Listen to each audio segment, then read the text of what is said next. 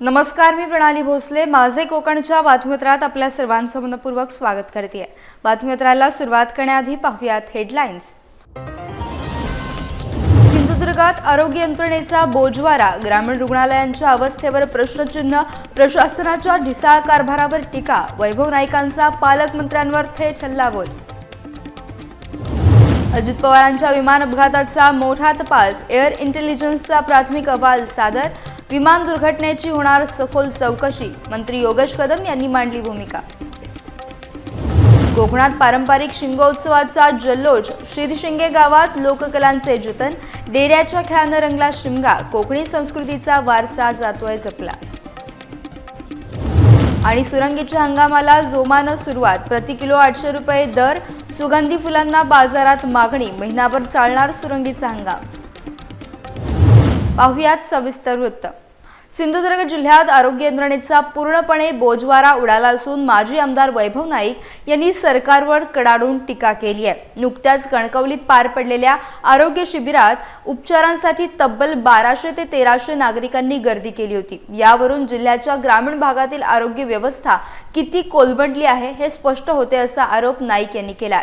जिल्हा शल्यचिकित्सक केवळ एकाच ठिकाणी लक्ष देतात, मग उर्वरित ग्रामीण रुग्णालयांचं काय, असा संतप्त सवाल त्यांनी उपस्थित केलाय. जिल्ह्यातील सामान्य जनतेला वेळेवर उपचार मिळत नसल्यानं सर्वत्र संताप व्यक्त केला जात आहे. प्रशासनाने या गंभीर बाबीकडे त्वरित लक्ष देऊन आरोग्य सेवा सुधारण्याची नितांत गरज नाईक यांनी व्यक्त केली आहे. पालकमंत्र्यांच्या आदेशानुसार काल कणकवलीमध्ये महाआरोग्य शिबिर जिल्हा शल्यचिकित्सक आणि शासकीय मेडिकल कॉलेजच्या डीन यांच्या प्रमुख उपस्थितीत घेण्यात आलं. खरं तर संपूर्ण सिंधुदुर्ग जिल्ह्याच्या आरोग्य यंत्रणेचा बोजवारा उडाला आहे हे कालच्या आरोग्य शिबिरावरून दिसून आलेलं आहे. काल जवळजवळ 1200 काय 1300 लोक यांनी वेगवेगळ्या ठिकाणावरून ज्यांना उपचार मिळत नव्हते ते आणलेले होते. परंतु सिंधुदुर्ग जिल्ह्यातले आपण बघितलं की ऑर्थोपेडिकचे 31 पेशंट तपासलेत म्हणून त्यांच्या लिस्टमध्ये आहे.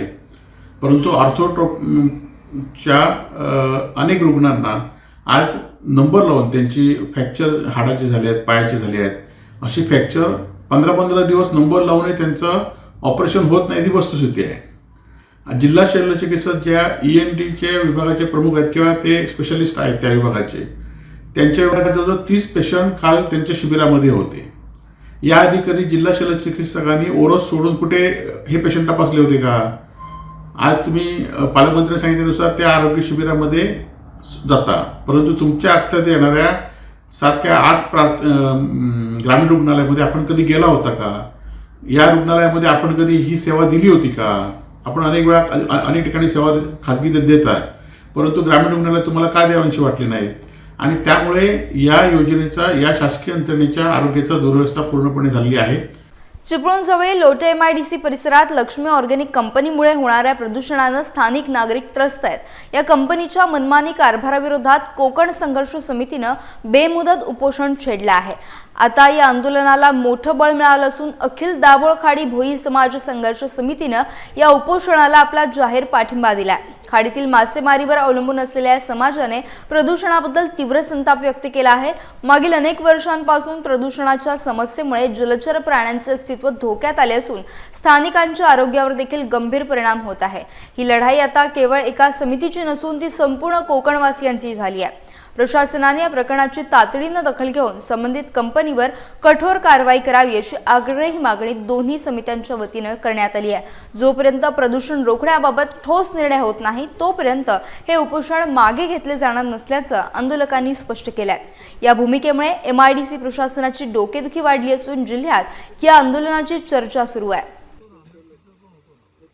मंत्री योगेश कदम यांनी अजित पवार यांच्या विमान लँडिंग प्रकरणातील एअर इंटेलिजन्सच्या प्राथमिक अहवालावर आपली महत्त्वाची प्रतिक्रिया व्यक्त केली आहे.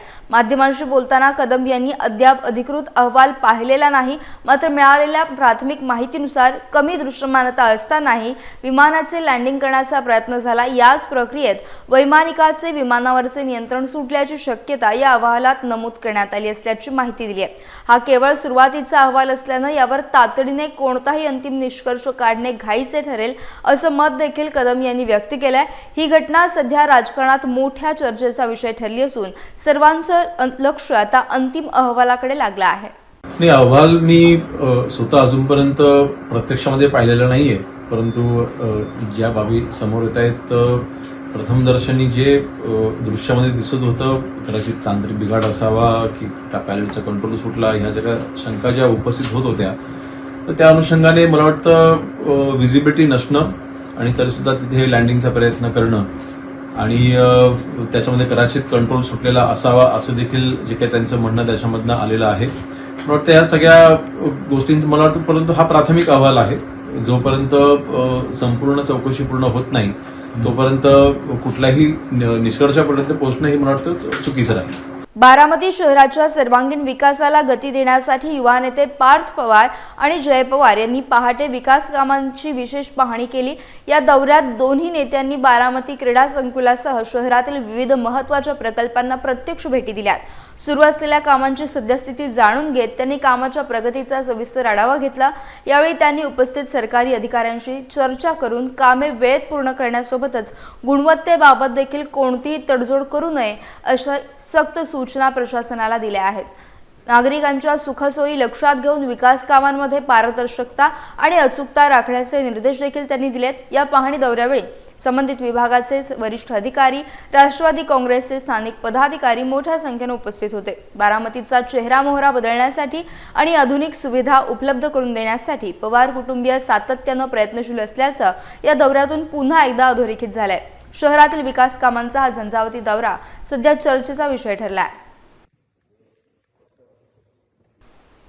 कोकणची भूमी आपल्या समृद्ध लोककला आणि वैशिष्ट्यपूर्ण सणांसाठी जगभर ओळखली जाते.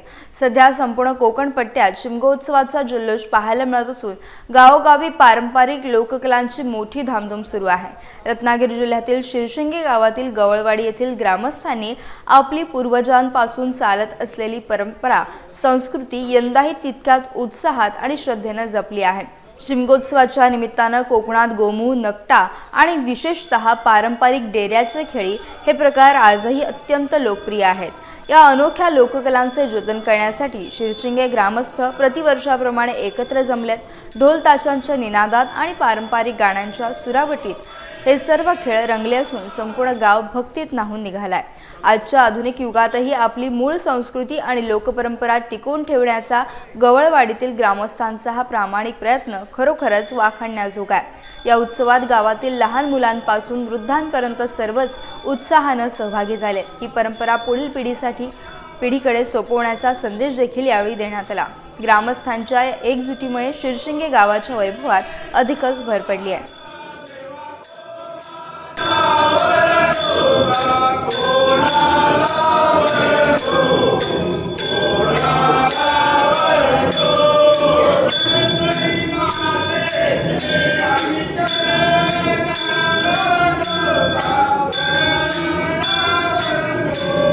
पेण तालुक्यात छत्रपती शिवाजी महाराज समाधान शिबिर अभियानाचा शानदार प्रारंभ झालाय. महाराष्ट्र शासनाच्या महसूल विभागामार्फत राबवल्या जाणाऱ्या विशेष उपक्रमांतर्गत सर्वसामान्य नागरिक, शेतकरी आणि विद्यार्थ्यांच्या समस्यांचं निराकरण थेट त्यांच्या गावात केलं जाणार आहे. पेणचे तहसीलदार तानाजी शेजाळ यांनी नुकत्याच घेतलेल्या पत्रकार परिषदेत या मोहिमेची सविस्तर माहिती दिली. या अभियानांतर्गत 7 मार्च ते 15 मे या कालावधीत 6 विशेष शिबिरांचं आयोजन केलं जाणार आहे. यात सातबारा दुरुस्ती, फेरफार नोंदी, उत्पन्न दाखले आणि PM किसान योजनेसारख्या एकूण 15 महत्त्वाच्या महसूल सेवांचा समावेश असेल. प्रशासकीय कामात पारदर्शकता आणणे आणि प्रलंबित प्रकरणांचा त्वरित निपटारा करणे हा या मोहिमेचा मुख्य उद्देश आहे. पेण तालुक्यातील जास्तीत जास्त नागरिकांनी या सुवर्णसंधीचा लाभ घ्यावा असे आवाहन प्रशासनाकडून करण्यात आले आहे. या मोहिमेमुळे शासकीय कार्यालयांचा हेलपाटा, सामान्य जनतेची मोठी सुटका होणार आहे. छत्रपती शिवाजी महाराज अभियानांतर्गत आपल्या पेण तालुक्यात असणाऱ्या 6 मंडळामध्ये आपण कॅम्प घेणार आहोत. या कॅम्पमध्ये सातबारा वाटप, जिवंत सातबारा मोहिमेअंतर्गत जर मिळत असतील तर त्यांचा वारस तपास, ऑनलाईन सातबारामध्ये काय दुरुस्ती असेल तर ती दुरुस्ती, वर्ग 2चा वर्ग 1 करणे, नवीन आता बिनशेती बाबत जे आदेश झाले, बिनशेतीची आवश्यकता नाही त्याबाबतचं मार्गदर्शन, तसेच तुकडीजोड तुकडीबंदी कायद्याबद्दलची माहिती, अशा विविध योजनांची माहिती, तसेच विविध प्रकारचे दाखले, आमच्याकडे सामाजिक योजना संजय गांधीचे जे आहेत त्या योजना याबाबत आपण शिबिर आयोजित करणार आहोत. या तारखा ह्या पुढील प्रमाणे आहेत. 7/3/2026 कासू या ठिकाणी आपण घेणार आहोत, कासू हनुमान मंदिर.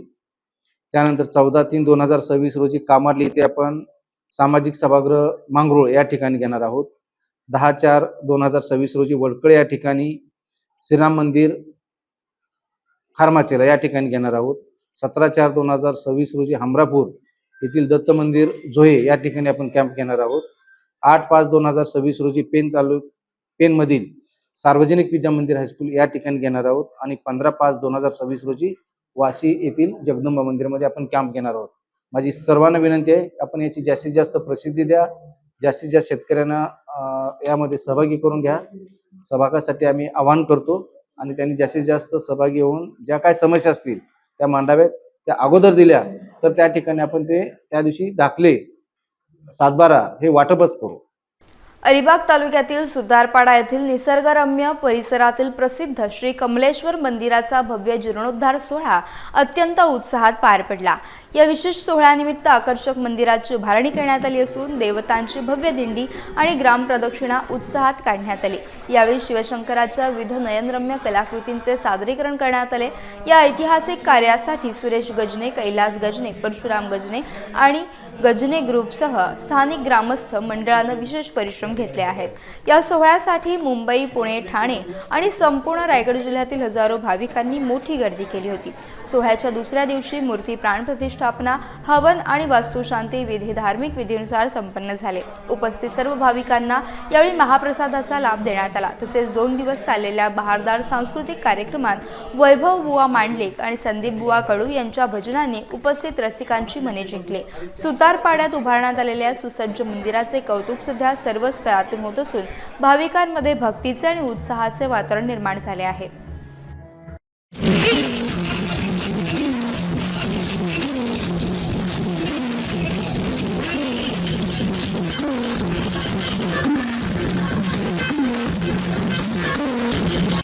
किती पावित्र्याने भरलेलं असं हे मंदिर आहे आणि याचं सर्व जीर्णोद्धार आपल्या माध्यमातून झाला. तर मी यासाठी संपूर्ण गजनी कुटुंबाचा, परशु असो किंवा त्यांचे बंधू यांचं अतिशय मनापासून या ठिकाणी तुमचं अभिनंदन करते आणि ग्रामस्थांच्या वतीने मी आभार मानते की तुम्ही इतकी सुंदर देखणी वास्तू खरं म्हणजे आम्हा सर्वांना मिळवून दिली. सिंधुदुर्ग जिल्ह्यात सुवासिक सुरंगीच्या हंगामाला सुरुवात झाली असून सध्या बाजारात सुरंगीच्या कळ्यांना प्रति किलो 600 ते 800 रुपये इतका उच्चांकी दर मिळत आहे. वेंगुर्ला, सावंतवाडी आणि कुडाळ तालुक्यातील जवळपास 15 गावांमध्ये सुरंगीची मोठ्या प्रमाणावर लागवड केली जाते. मात्र यावर्षी बदलत्या हवामानाचा परिणाम झाडांवर झाला असून उत्पादनात काहीशी घट होण्याची शक्यता वर्तवण्यात येते आहे. सध्या फुलांना प्रति किलो 100 रुपये भाव मिळत असून स्थानिक बाजारपेठेत सुरंगीचे गजरे आणि वेण्या 50 ते 60 रुपयांना विकल्या जात आहेत. सुरंगीचा उपयोग प्रामुख्याने सुगंधी साबण, अत्तर, सौंदर्य प्रसाधने आणि नैसर्गिक रंग बनवण्यासाठी मोठ्या प्रमाणावर केला जातो. पुढील आठवड्यात उत्पादनात वाढ होण्याची चिन्हे असली तरी सध्याच्या विक्रमी दरामुळे शेतकऱ्यांमध्ये आनंदाचं आणि समाधानाचं वातावरण पाहायला मिळत आहे. साधारण महिनाभर चालणाऱ्या हंगामामुळे जिल्ह्याच्या ग्रामीण अर्थव्यवस्थेला मोठी चालना मिळत असून सुवासिक फुलांच्या सुगंधानं बाजारपेठा पूर्णपणे दरवळून गेल्यात. हंगाम यावर्षी कमी आहे. पाऊस लेट पर्यंत उशिरापर्यंत असल्यामुळे यावर्षी थंडी परत हे धुकं बिकं पडल्यामुळे हंगाम थोडासा कमी आहे, बऱ्यापैकी कमी आहे. हंगाम कधी सुरू होतो या सुरंगीचा? फेब्रुवारी 15च्या आसपास चालू होतो, तर मार्च 15 पर्यंत टिकतो तो. तसं पाहिलं असेल तर आत्ताचा हंगाम जो सुरू झाला त्यामध्ये कशा प्रकारे दर किंवा रेट कसे आहेत विक्रीसाठी? आता ह्या वर्षी जो हंगाम चालू झालाय त्याच्यात साधारण एक 650-600 पर्यंत रेट चालू आहे. प्रामुख्याने कशाला, फुल की कळी? कळी, चांगली कळी असली तर एकदम A1 एक नंबर जर माल असला ना तर 800 पर्यंत पण भाव आहे. पण 1 नंबर माल मिळत नाही आम्हाला, कारण कसं माहितीये ते उष्णता पडली तर ते फुलून जातात लवकर, एक 4-5 दिवसात. त्याच्यामुळे एक 600 रुपयाचाच मिनिमम आम्हाला रेट मिळतो. कशासाठी प्रामुख्याने या सुरंगीच्या फुलांचा वापर करतात? फुलांचा वापर आता काही महिला गजऱ्यांसाठी पण करतात, गजरे करून त्याचे विकतात आणि साबणासाठी सेंटसाठी असा वापर त्याचा करतात चांगल्यापैकी. राष्ट्रीय विज्ञान दिनानिमित्त सिद्धयोग लॉ कॉलेजमध्ये गुन्हे अन्वेषण आणि न्यायवैद्यक विज्ञान म्हणजेच crime investigation and forensic science हा प्रमाणपत्र अभ्यासक्रम यशस्वीरित्या पूर्ण करणाऱ्या विद्यार्थ्यांचा गौरव करण्यात आला. या विशेष कार्यक्रमाला मुंबई विद्यापीठाच्या डॉक्टर स्वाती रौतेला, सरकारी वकील मृणाल जाडकर आणि शिवतेज आरोग्य सेवा संस्थेच्या सीईओ डॉक्टर हेमांगी पोळ यांची प्रमुख उपस्थिती होती. आधुनिक गुन्हे तपासात फॉरेन्सिक सायन्सचं महत्त्व मान्यवरांनी यावेळी अधोरेखित केलं. अभ्यासक्रम पूर्ण करणाऱ्या विद्यार्थ्यांना प्रमाणपत्रे देऊन गौरवण्यात आले, तर पहिल्या 3 क्रमांकाच्या विद्यार्थ्यांचा विशेष सत्कार झाला. केवळ कायद्याचं ज्ञान न देता तपास यंत्रांचे व्यावहारिक शिक्षण देण्याच्या कॉलेजच्या उपक्रमाचे पाहुण्यांनी कौतुक केले. प्राचार्या प्रीती बोंद्रे यांनी ग्रामीण भागातील विद्यार्थ्यांच्या सर्वांगीण विकासासाठी आणि कौशल्य केंद्रित शिक्षणासाठी महाविद्यालय कटिबद्ध असल्याचं सांगितलं. विद्यार्थ्यांच्या कामगिरीबद्दल अभिमान व्यक्त केला. महत्त्वाची बाब म्हणजे फॉरेन्सिक सायन्सवरील या प्रमाणपत्र अभ्यासक्रमाचा सिद्धयोग लॉ कॉलेजच्या माजी विद्यार्थ्यांनी देखील मोठ्या प्रमाणात लाभ घेतला. यामुळे भविष्यात गुन्हेगारी तपासाला गती मिळणार असून विद्यार्थ्यांमध्ये संशोधक वृत्तीस वाढ होणार आहे. संशोधक वृत्ती वाढीस लागेल असा विश्वास व्यक्त करण्यात आलाय. कोकणच्या शैक्षणिक प्रगतीत हे एक महत्त्वाचं पाऊल ठरलं आहे. प्राध्यापक रोहन सावंत यांनी या महत्त्वपूर्ण कार्यक्रमाचं समन्वयन केलं. चिपळूण तालुक्यातील रामपूर येथे स्कॉन फाउंडेशन, श्रीनाथ चॅरिटेबल ट्रस्ट आणि रोटरी क्लबच्या वतीनं भव्य मोफत नेत्रचिकित्सा शिबिर उत्साहात पार पडले. प्रसिद्ध उद्योजक नितेश शंकरराव चव्हाण यांच्या संकल्पनेतून आयोजित या शिबिराचे उद्घाटन माजी खासदार हुसेन दलवाई यांच्या हस्ते करण्यात आले.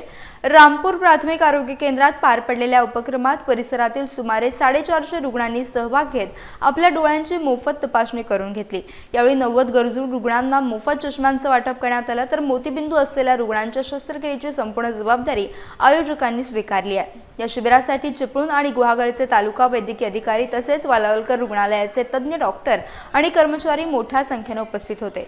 समाजाप्रती असलेली बांधिलकी जपत निलेश चव्हाण यांनी राबवलेल्या स्तुत्य उपक्रमाचं सर्व स्तरातून कौतुक होत आहे. ग्रामीण भागातील रुग्णांना या सुविधेमुळे मोठा दिलासा मिळाला असून आरोग्य सेवेचा हा संकल्प यशस्वीरित्या पूर्ण झाला. हे जे सामाजिक उपक्रम आहे, मी ह्याच मातीतला आहे, मी मार्गादामाने गावाचा आहे, या पंचक्रोशीतला आहे. तर ह्याच्यामध्ये माझ्या गरजू बांधवांना, भगिनींना, मातांना ह्याचा उपयोग व्हावा म्हणून अशा टाईपचे शिबिर आम्ही अटेंड करतो.